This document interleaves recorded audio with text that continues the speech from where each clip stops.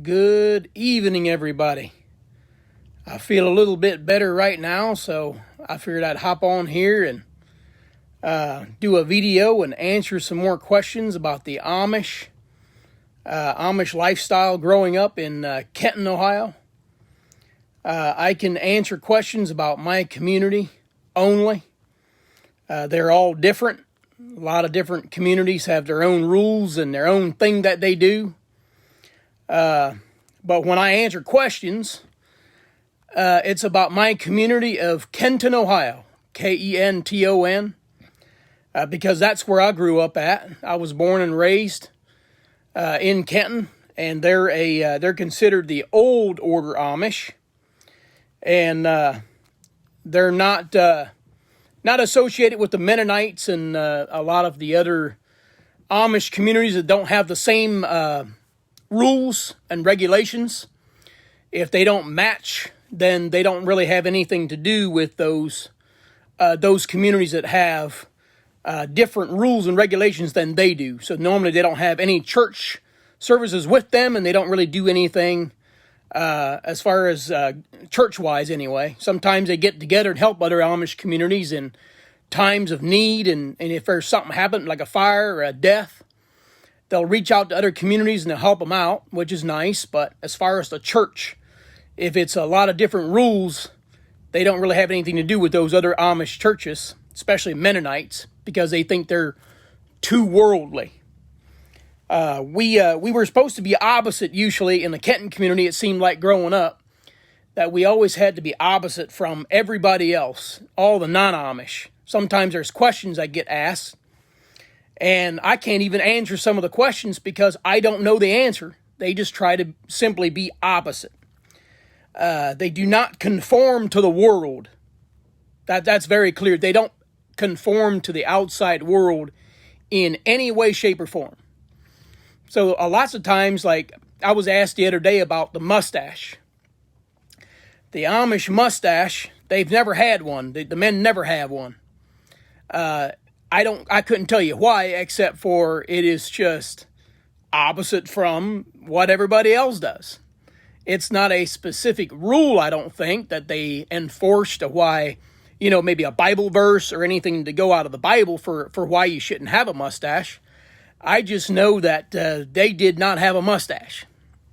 We never had those, but they always had the beard. The beard represents the marriage.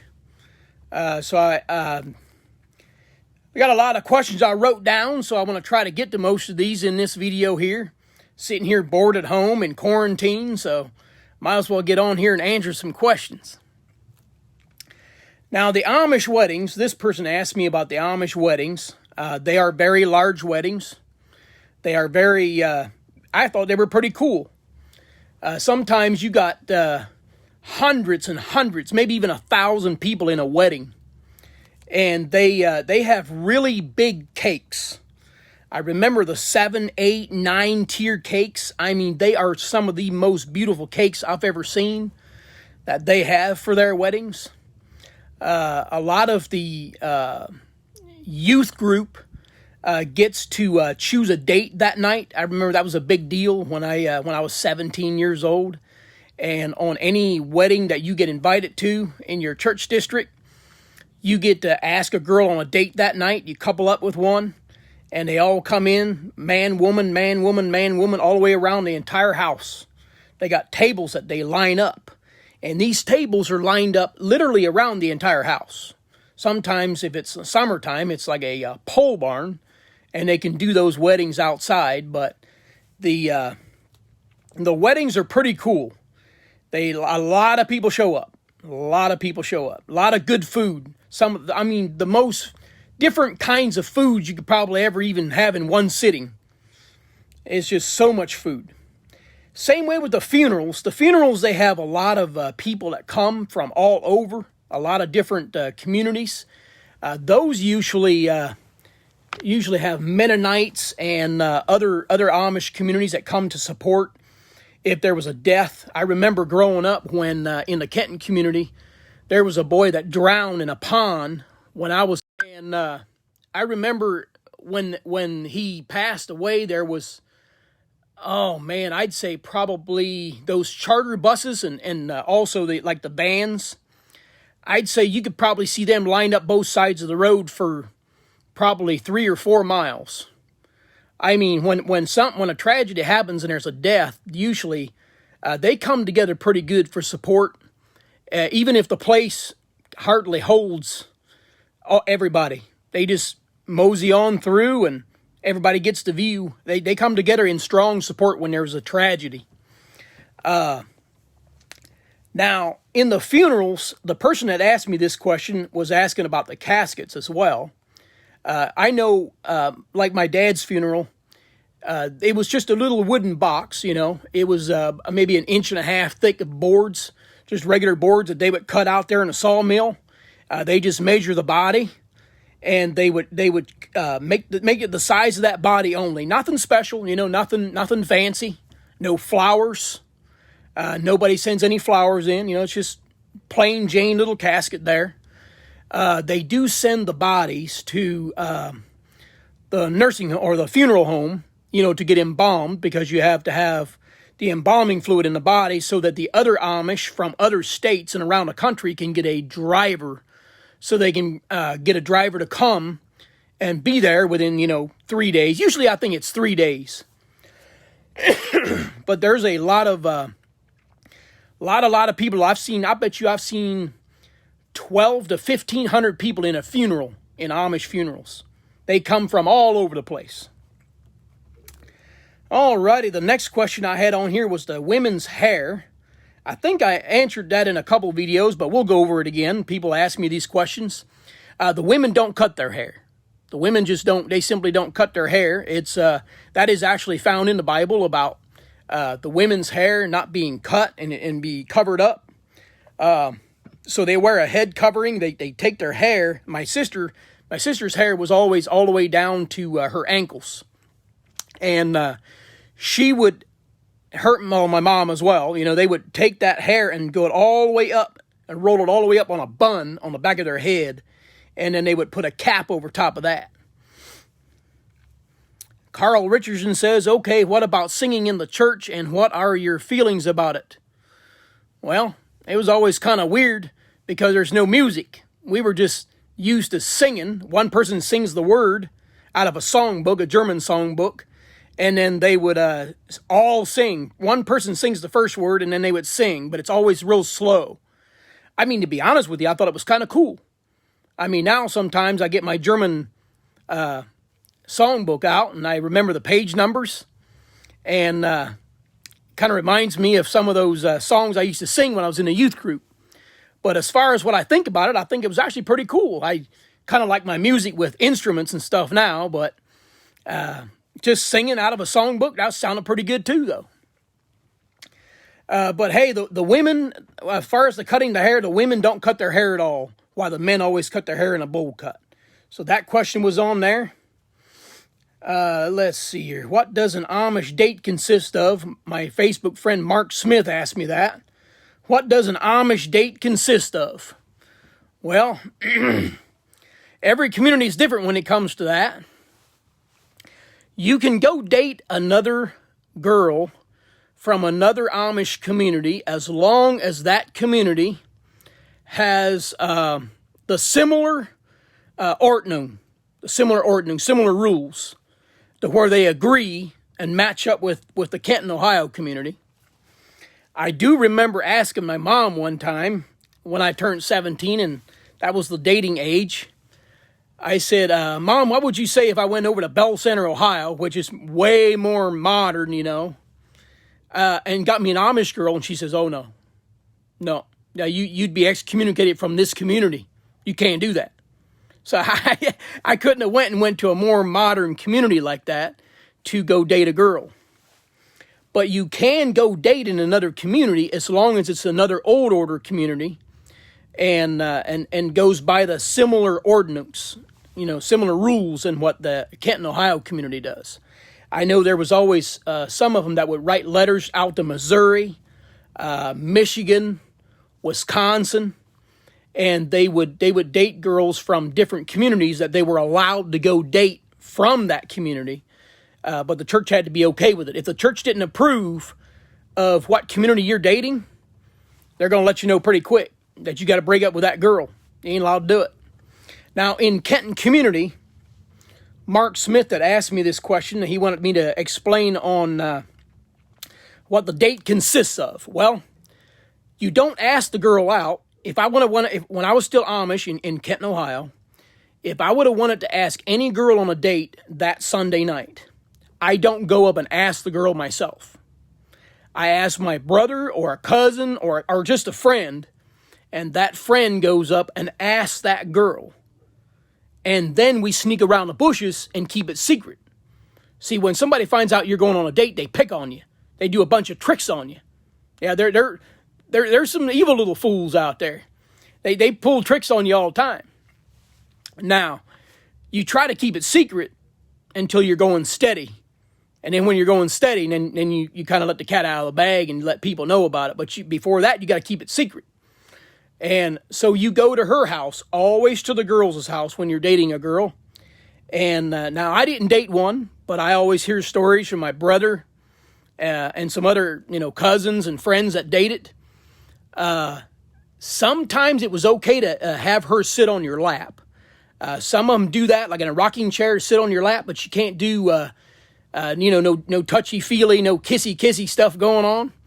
And you got to let the parents know. Every time you go to her house, you got to let the parents know, and they got the right to kind of supervise, I guess, so to speak, to watch over your date, to make sure you're going to keep your hands to yourself and not do anything stupid. I think that's about it on the dating. I could probably tell you a little bit more on the dating if I would have dated a girl myself, but see, I didn't date a girl in the Amish because I was afraid I might like her too much and I might not leave the Amish. I made my mind up. I'm leaving before I date one because I didn't want to be tied down in that Amish community. All righty, the next Amish question I have here came from Jackie Dotson. And she says, do Amish use buttons on their pants and use hooks?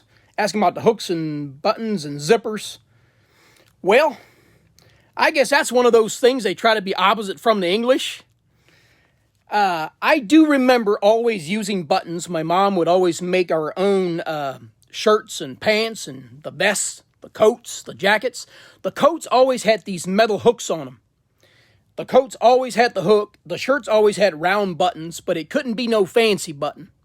It just had to be a plain Jane button, nothing fancy, no grooves, nothing, no goodies on it, no bling bling on it. And they certainly didn't use no zippers. In the Kenton, Ohio community, they did not use any zippers of any kind.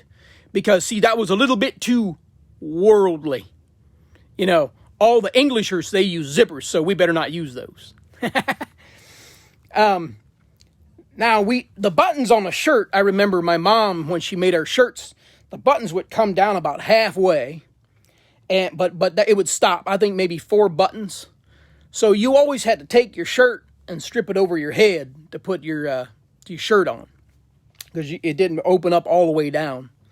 The pants, they had buttons on them, and you had 1, 2, 3, 4, 5 or 6 of them on the front, and you had flappers on the side. You can go to the left or the right, but you didn't have a zipper. So if you had to go to the bathroom, you got to open the left or the right all the way and drop the whole drawers. But that's just the design of them. That's just how they design them. But there's no zipper anywhere. No belts, by the way. No belts at all. We had suspenders, as obviously most of you probably know. You had to have the suspenders on, even if the pants were tight enough to where you didn't have to worry about them falling down. They always had the suspenders. That is just a traditional look for Amish. You have to have them suspenders on. And those come around as usually 2 buttons in the back and 2 buttons in the front for those suspenders to hold them up. Alrighty, Amy Weaver Davis says, what is the Amish thought on disposable diapers? Well, I do remember using them. They have their homemade cloth diapers that they use, but they would sometimes run out, and it wasn't forbidden. They could go get them. I know there was my grandpa, Alvin Yoder, many of you know him out there, that he used to get a lot of stuff through Stites Grocery. Sometimes he would get disposable diapers, and the Amish would buy them. They would use them.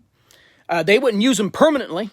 It was just something to help out in between, because those Amish homemade diapers had to be washed by hand or in the washing machine, the old 5 horsepower run little deal that they had.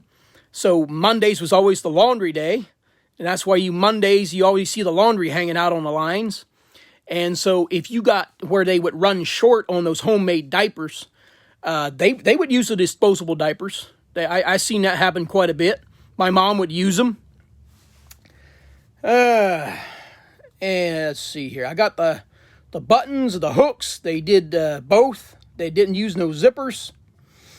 Of course, that seemed to be, everything was opposite than the Englishers. Lots of times I think everything the English did, they just try to be opposite from it. But there's not necessarily a Bible verse I can go to a lot of this kind of stuff and say, well, because of the Bible, this is why they do what they do. No, it's just because of the ordinance that they have written up in every Amish community, and they put the rules in this letter, and they agree to it. And if that rule happens to be in there, it's in the rule book. And that's the rules they follow. It's not necessarily found in the Bible. By the way, that's why I don't agree with a lot of it. If it ain't in the Bible, I don't go by it. Let's see here. Now, Jill Schmidt asked me this question: who determines who the bishop is? And making of preachers. Well, the bishops are usually a former, a pastor or a deacon or a preacher. They just step up. It's not really a bishop made from somebody that's never even been a preacher. So the bishop is chosen by somebody that's already been preaching. And they've already been ordained a pastor, for however many years, had the experience. But as far as making the preacher, when it's time for another preacher, or maybe there's a new church that was made or started, they would have a bunch of Bibles that they would line up. And it's called casting by lots, kind of like the Bible talks about. And they'll put these little papers in there, in these Bibles. And they vote. They vote on who's the best candidate to get one of them Bibles. If you're one of the few that gets more votes than the next, if you're maybe down to the final 6, you got to go grab one of those 6 Bibles. Well, whoever one has that Bible with that piece of paper in it, yep, he's the pastor. And by the way, while I'm talking about that, I remember that as a little kid. Now, I know my Bible. I get on here, I do a lot of preaching. God shows me what His Word means, and I preach it. I don't think I have to be chosen by a man. But I'm going to tell you this. I remember as a little kid, those ones that were chosen, it seemed devastating to them that they got voted on it. They're sitting there crying. I mean, they would give emotional support to the person that got hit to be a preacher. They would gather together for weeks, try to help them study the Bible. I just remember that as a kid because it seemed so devastating when somebody became a pastor. I just thought of that. Alrighty. Also, this person asked me, says, one thing I don't, she messaged me and she says, and she lives among the Amish out there in Kenton. And I can kind of relate to this because we were sometimes rude to the English people. If somebody did us a favor, we didn't say thank you. Why? Because that's how we treat each other. I remember showing up and, helping others and never get a thank you. And then somebody helped me out or maybe get me a pizza. The pallet shop next door, that awesome fellow down there would hook us up with ice cream and pizza sometimes. And he'd bring it to us. Oh, man, we'd sit down and we'd hammer down without even saying thank you. I mean, it's just the Amish way. But this person asked me this. She messaged me and she says, one thing I just don't understand. The men, I feel, are awful ungrateful of English women. Well, they don't really respect women sometimes. The women don't really have authority in the Amish. According to the Bible, they go by the Old Testament. The women are... I don't want to say scum, but they kind of act like it sometimes. They don't really have any rights. They don't have no voice. The man rules. The man has all the authority. I mean, that's just the way it is. And sometimes they treat English women a little disrespectful. Always got them pizza and, right here it is. Pizza and Mountain Dew and sometimes ice cream to show our appreciation when we would have them help us, they never say thank you or acknowledge that we even did that for them. That's just the Amish way. They're just sometimes rude to the English people, to the outside people. And it's not anything that they have against people. It's just that's their way of life. I remember sometimes people thought we were rude, but yet we're just doing what we've always done. Maybe you got some Mountain Dew and some pizza and something to treat the Amish, and you never got a thank you, and they're hammering it down, and they walk away without saying nothing, and you're like, okay. That's just the way the Amish do it. I mean, it's not really a disrespect. It's not that they hate you. Often heard that the church or family groups would buy the farms that became available for each individual family. Yeah, that would be correct. Kent Harder asked me that question. Yeah, they do buy the farms a lot, if they have the money to anyway. And they would get the farm land if, obviously there's some of them that are wealthy enough to do that. And they have a big enough farm, so when the younger brothers or younger children, there's usually about 17, 18, 19 of them. And so you don't have room for all of them. But on that same farm, that's why you see a lot of these houses going up. Maybe a little pole barn to start out with, and then later on you see a big old white mansion going up next to it. And normally they do that on the same property as the parents. And so they'll buy the land, and they'll put their kids on that same land if they can, if there's enough room. Some of them will build a sawmill. Some of them go out and do construction. Or, farming, I would say farming has kind of went bye-bye. That's... When I was really little, we did a lot of farming. About everybody was into farming and milking cows and selling milk for money. We would probably make about $2,000 a month on milk. We used to sell a lot of hogs. A lot of money was brought in through hogs and stuff. But now, I mean, it's just kind of, if you're not a big farmer anymore, it's really not worth it. The prices have dropped so bad that it put the hurting on the Amish. And since I've left in 1998, they did a lot of other things. They've been doing a lot of produce auctions, and they'll get together and they'll sell like produce, and I've heard all kinds of different things the Amish and Kenton are doing, which is good. They seem to always figure out how to make money. They always seem to figure out how to keep the finances going, to keep the family intact, keep the whole community intact. Shannon Kelly says, 2 questions. Do the women ever walk around their home with their hair not covered, like hanging loose? And are all the Amish mean to their animals and horses? Well, on Saturday night when it was bath night, that's the only time I saw my mom and her sister with their hair down, because it was bath night. Bath night was always Saturday night, so that's when I saw the women with their hair down. As far as being mean to their animals, well, I'm sure it's happened before. I've had this question asked me a few times. I don't think half the time that they're just brutal or mean to them. If you understand how the horses are constantly being used on the road, that's their transportation. They have to constantly be eating really good to stay fat. So it's easy to show ribs real quick. We even had a few horses on the farm. I remember seeing the ribs, especially the buggy horses that you use out on the road. But that doesn't mean they're starving them. Some horses, they just, depending on what type of horse it is, they don't necessarily gain weight very easy. And if you use them on the road all the time, they just keep burning them calories off. And I know I've had questions like that before where they feel like the Amish are abusing. Now, does abuse happen? I'm sure it does. I've seen them get whacked up beside of the head. Sometimes they do need discipline. But I wouldn't say there's brutal, animal treatment going on or anything like that. It could be that I don't know of. But we always fed our animals pretty good and tried to take care of them because that's our only transportation. Sherry Pash says, do they ever divorce? Well, that would be an absolutely not. They do not get a divorce. They never, ever have gotten a divorce. The whole time growing up, I didn't even know what a divorce was. Because once you're chosen, biblically, that is a oath. That is a strong oath that you make in your marriage. And I like that. I really do like that because that's very biblical. man and woman to be together when you make that commitment. And that just don't happen in the Amish community. I don't think I've ever even heard of an Amish divorce.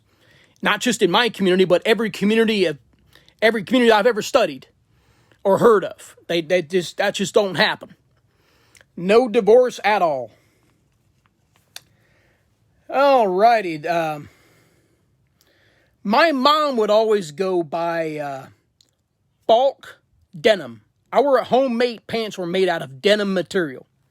My community of Kenton, all the pants were made out of denim usually. And she would run over to Holmes County and get those, including shirt cloth.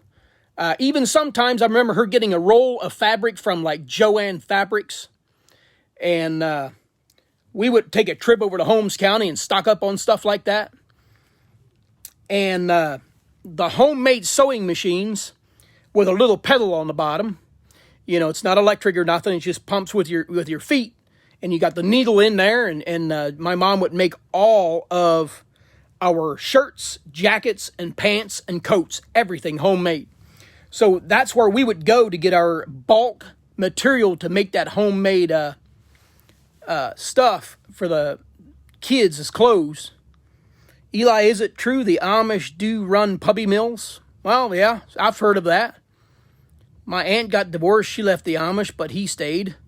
A lot of questions popping up on here. But yeah, there are Amish puppy mills. I've heard of them. That they don't go by any license or anything, or go by the guidelines that the state would want you to require to have dog selling business. As far as registering the puppies and doing it, with paperwork the way you're supposed to. Sure, they have litters of puppies on the farm, and they just sell them to whoever. I don't really have a problem with it. I don't narc on them. I mean, if somebody don't want to buy a puppy that's not, papered or whatever, well, then don't buy it off of them. And if you have a problem with a puppy mill, then stay away from the Amish. I mean, I don't pick on them for some of that stuff like that. Now, on the sewing machine, I wanted to kind of bring that up because I was probably about 9 or 10, 11 years old. I became a little bit of a mama's boy. And I remember helping my mom, because there was 5 of us brothers before we had a sister. 2 sets of twins, by the way. Me and my twin brother, Levi. And then there was 5 boys before another set of twins, Lester and Esther. So my mom had 2 sets of twins. And so we didn't have a sister for a while, so we kind of had to step in and help mom with some things that normally the women would, help do. And I remember on a sewing machine, I got a little bit good at it. My mom started praising me, and my head started swelling a little bit. I thought, oh man, I'm really pleasing my mom here because I'm really good at sewing here, and I was going away with it. I was going to town. I was pumping my feet, man. I was sewing. I was just feeling real good. My mom kept bragging on me, and I thought, I got to watch how much I talk about this because I might get called a sissy. See, in the Amish, most people don't know this, but even in the Amish, you can get made fun of. There's a lot of bullies. In our schools, same way as the schools out here. They can get in trouble for it, and I've seen it happen before, but there's some bullies going on. And looking at the comments here, Ernie is curious to know if your underwear was homemade too. No, we didn't have homemade underwear. We bought those. They're called the whitey tighties. When you see the Amish going to Walmart tying up their horse out there in a hitching rack, well, guess what? They're going into Walmart to buy the whitey tighties. But they don't make their homemade underwear. They go to the store and they buy those, but it's always those white, just plain Jane, whitey tighties or whatever. Kent Harder has another question here. Why so strict on buggy lights, slow-moving vehicle signs, windshields, etc.?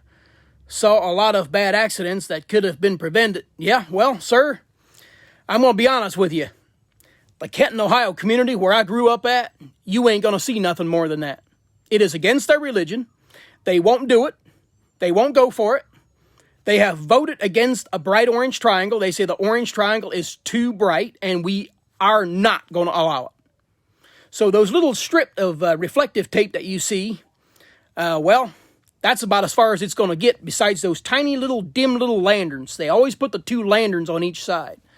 Now, in 1998, when I first left the Amish, I never knew how bad it was until I had bright car headlights, sitting in a car driving it myself, and I came up on a buggy so fast I almost hit it, because the car headlights were so much brighter than that little tiny dim lantern, and it blinded the whole thing. I didn't see it. I almost hit him. But I can tell you this. The Kenton, Ohio community will not budge for absolutely nothing. They've went to court in the 70s. When the state of Ohio passed a law that they had to have the orange triangle, they said, nope, it's against our religion. They went to jail. They were locking Amish fellows up in Kenton in the 1970s until the jail was completely full. And all at once, the judges threw it out. He says, all right, they're exempt. Hardin County only is exempt. But because they use freedom of religion. So, my friends around Hardin County, just keep on looking out for them Amish that are barely visible in the middle of the night. That's why drunk drivers hit them so easy, because they're just hard to see. They say it's against their religion. They're not going to put anything brighter, no blinkers, no orange triangles, nothing that would make it more brighter to protect them. They just say it's all in God's hands. I mean, they just keep on clip-clopping along and you just barely see them. Bill Hunter says, bullies knock out your teeth. Bullies knock out your two teeth. No. Now, there's bullies in the Amish. I'm going to talk more about this here, but these two teeth, that was knocked out by my own brother Alvin, my oldest brother. See, me and him didn't get along very good, and he wanted me to haul manure one day, and I said, ain't having it. I would sneak back to the English neighbors, and I'd find a key and go watch TV back there and eat some English popsicles.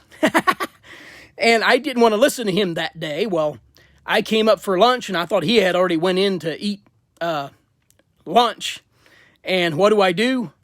I walk in the barn, and there he is, and he confronted me. Well, I threw a pitchfork at him, hit him in the leg, stuck it in his leg. How horrible of me to do that, right? Then he fell over in pain, and the only thing he could reach was a rock. That's why I have missing teeth. But anyway, there's bullies going on. I want to touch up on that. You know, the Amish have the same problems as we do out here.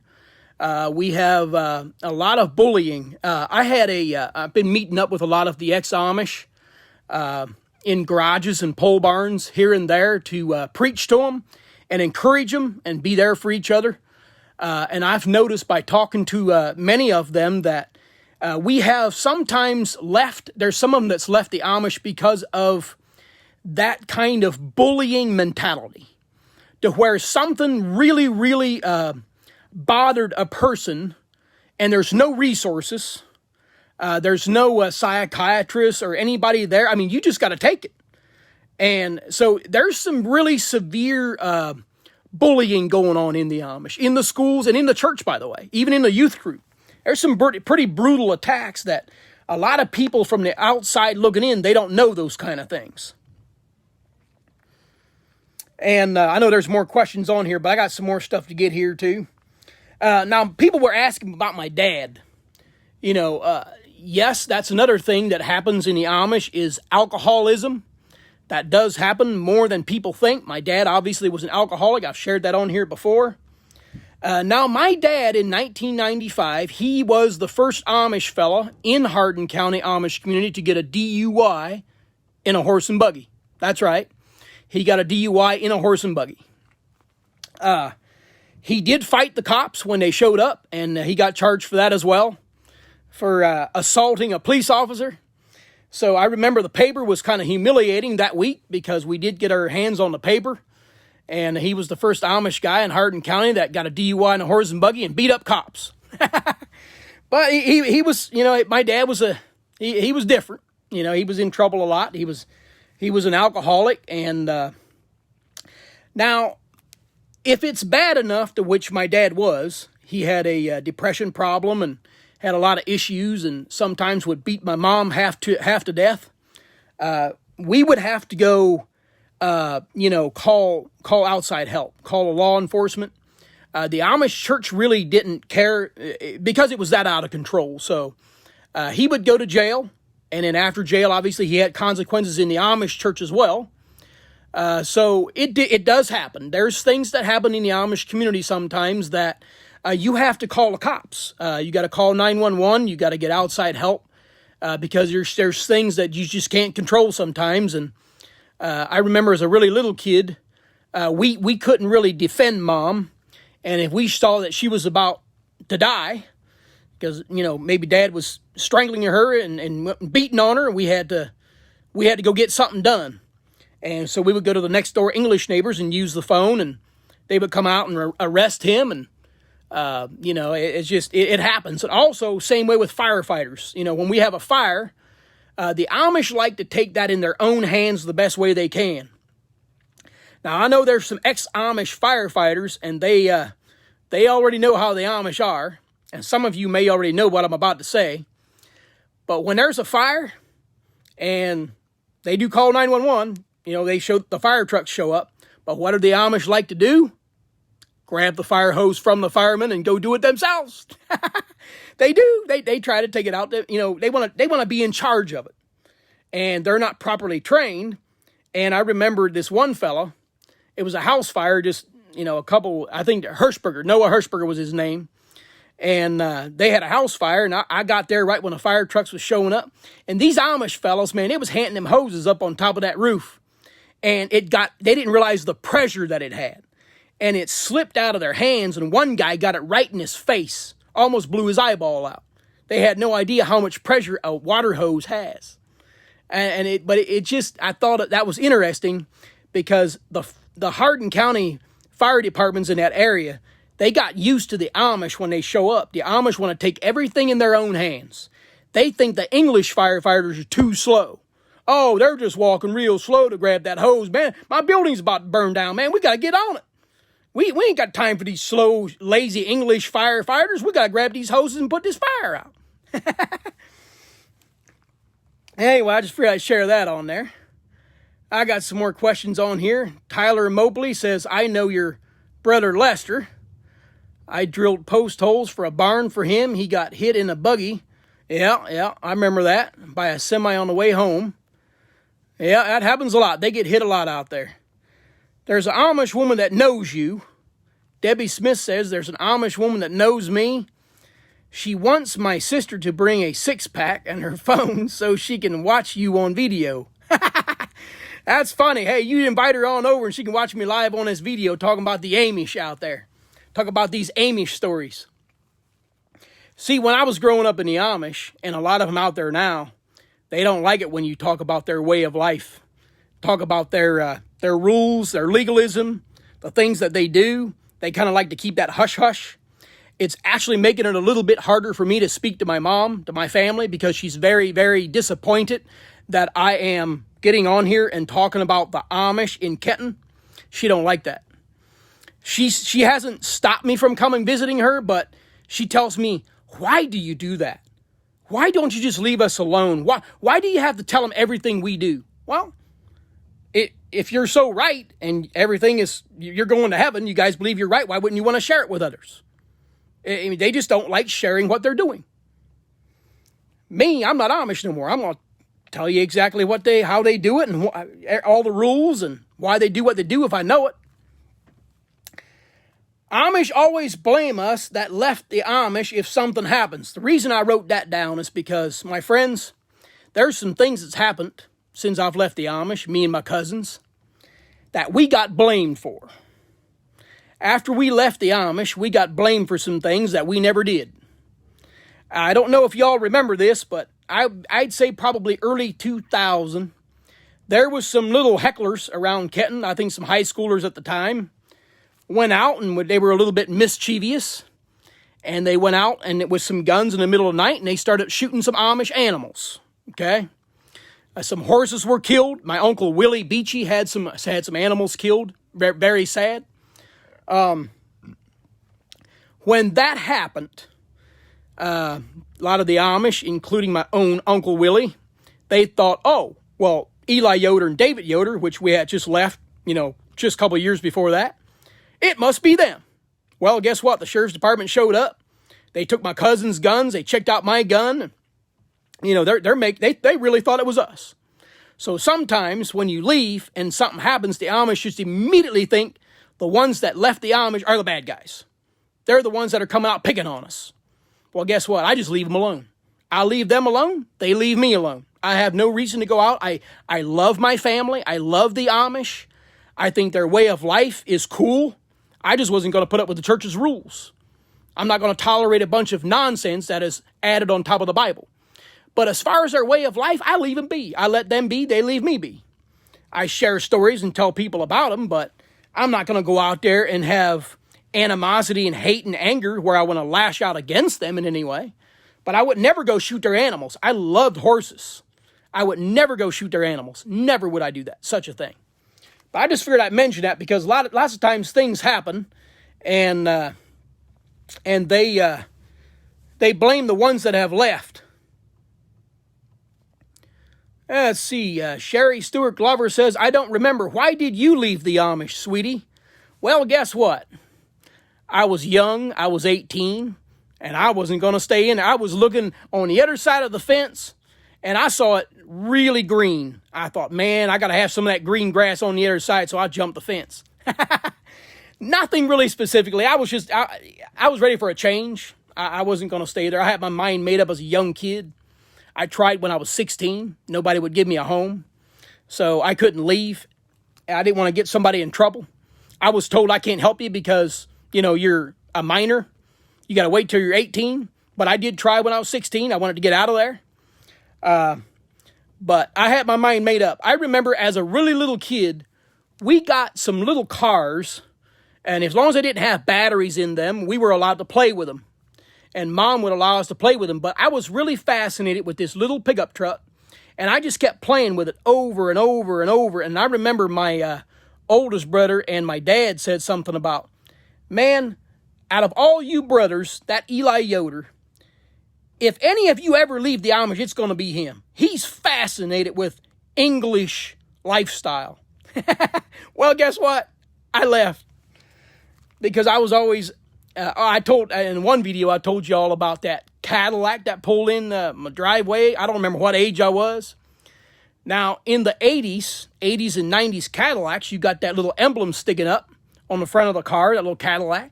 I'd stay in there and I'd flick that and I'd play with it. Watch it glitter in the sun, that bling bling. You know what that did to a little Amish boy like me? Man, I wanted a Cadillac. Alrighty, I also wrote this down about Christmas. People were asking me. I got actually 4 different questions about Christmas. Well, the Amish don't do presents. Well, they sometimes do, I'd say. But it's not a traditional thing. They make it about Jesus' birthday. They have fasting that goes on Christmas, and then there's another day. There's 2 days, the 25th and 26th. And then they also have the feast. They eat, they have a meal, but there's also fasting that goes into it. There were never amongst, the whole time I grew up, there was never amongst us where we gave each other any presents. Now, we did have some English people that would sometimes stop by, and they would give us some presents, but it depended on what it was. If it was something, my mom would probably always take it. I remember her always taking it, even if it was a, maybe a dancing little Santa Claus that had a battery in it. Oh, I knew that wasn't going to be okay. But once the English people would leave, the stove would open up, and all the battery-operated stuff, the forbidden stuff, bloop, right into the stove, and it burns right up. So just remember, you Englishers, if you buy any Amish anything for Christmas and you're trying to be nice, don't buy them stuff that costs a lot of money with batteries in it, because it's going to burn. They just won't keep it because it's against their religion. It's against their ordnung. And so sometimes, they didn't want to be rude, and my mom and dad would take it, and then we would watch it burn. Me and my wife, actually, when my dad was still alive, the first couple of years that I was out, we went and bought a bunch of Christmas presents, and I knew which ones to buy, obviously, that they would keep. Got my mom some dishes and pots and pans, and so they do enjoy that. They'll take presents from anybody. You just got to make sure you buy the stuff that they're allowed to have. But I wanted to explain that because amongst each other, though, the Amish don't give each other presents, really. I didn't experience that growing up anyway. We didn't really do Christmas. Let's see. Mr. Hawkins says, how many in your family and how many of you have left?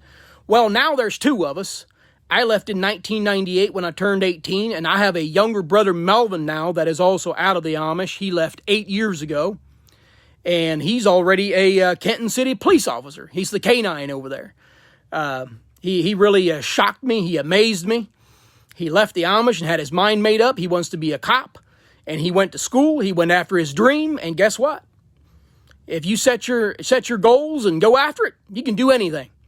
You can get your GED, which I also got. In 2009, I finally got my GED before I got my CDL. And but he really surprised me. My younger brother surprised me. See, I left so long ago, and my brother Melvin was the youngest brother. So when he came along ready to leave the Amish, I didn't even know who he was because I didn't grow up with him. He was such a little boy when I left that when he sent me a message that night, I still lived in Kenton at the time, I remember, and I messaged him back and I said, "What do you mean you're my brother?" He says, "Well, I'm your brother Melvin." I said, "Yeah, I know I got a younger brother named Melvin, but what's our mom and dad's name?" And he said, "Henry and Fanny Yoder." And I'm like, "Oh, yeah, you're my brother." But I didn't even know him because I left in 1998, which would be 22 years ago this year. And so when he left, I didn't know who my brother was. I didn't even know what he looks like. So, of course, I want to help my brother out because I don't even have a family member out of the Amish. So I go out and I pick him up, and we get to talking, and I help him get a head start. And here he is, a Kenton City police officer. All righty, I think I'm going to wrap it up there. And if any of you all have any other questions, I like to get on here every once in a while and answer those Amish questions. Mary Craig Hort just says, "Do you ever miss being in the Amish?" Well, to be honest, I would have to say yes. The lifestyle, there's a lot of things that I do, I kind of miss. Earlier when I was talking about the weddings, that was a big deal. I really love the weddings and stuff, that the traditional things, the food, and just the way everything was planned out, I thought was fascinating. I always loved that. I actually did not leave the Amish because of the lifestyle. I could do the lifestyle. I worked my little hiney off, but I tell you what, it was all worth it. We worked really, really hard, but it was all worth it, and it's something I don't regret. I could go out there on a plow any day, and I could go out and just work my butt off on that farm and have absolutely no problem with it. Be secluded, away from the world, and be out there in a field with 7 horses, just going at it all day long. Even if it's just a one-bottom plow, only getting maybe 2-3 acres done in an entire day, I actually enjoyed doing that. I really did. I can say I miss some of that. What I don't miss, though, is the church tradition, the Sunday thing, when you got yelled at for all the rules that you broke, and mom and dad would get yelled at for the rules that me and my brothers broke. The church was my issue, just because of the additives on top of the Bible, the unnecessary things that were added that are not necessary. Why can't you take the Word of God, the Bible, for what it is, and not add your own and make it your own? So yeah, Mike Gearhart, thanks for doing the videos. I really enjoy watching them. My mom used to bring toys home from Goodwill. Brandon Keckler says, Henry used to come down on 190 and, you must have known my parents. Henry used to come down on 190 and pick them up as the sun was going down. Yeah, there's a lot of people I've met on here that actually knew my dad, knew my parents. And by the way, for some of you that send me pictures, you don't have no idea how much that meant to me. My dad actually allowed some people to take his picture when he was in the middle of his drinking, and when he did some of his, falling away from the church, doing his own thing. And when some of you sent me them pictures, wow, that meant so much to me. I shed some tears on a few of them pictures I got, folks. I appreciate it. If anybody else has any pictures that my dad allowed while he was doing construction, and he allowed you to take a picture and you come across them. And by the way, the one, I'm sorry if I forgot your name, but sent me about 10 photos when our barn, after our barn burnt down and it was being raised back up. And I got about 10 pictures from somebody of that barn raising going up. And I was one of the little boys up on top of the roof. I mean, stuff like that is so precious to me. I'm going to cherish them pictures. And I will hang on to them pictures forever. Because growing up, we wasn't allowed to have pictures. So we didn't have none of that. But for any of you that have those pictures like that, I mean, that meant so much to me.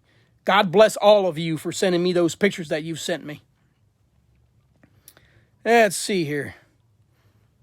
I think that's about all I got for today. I'll get on here again and answer some more questions. I'm sure I missed some in the comments.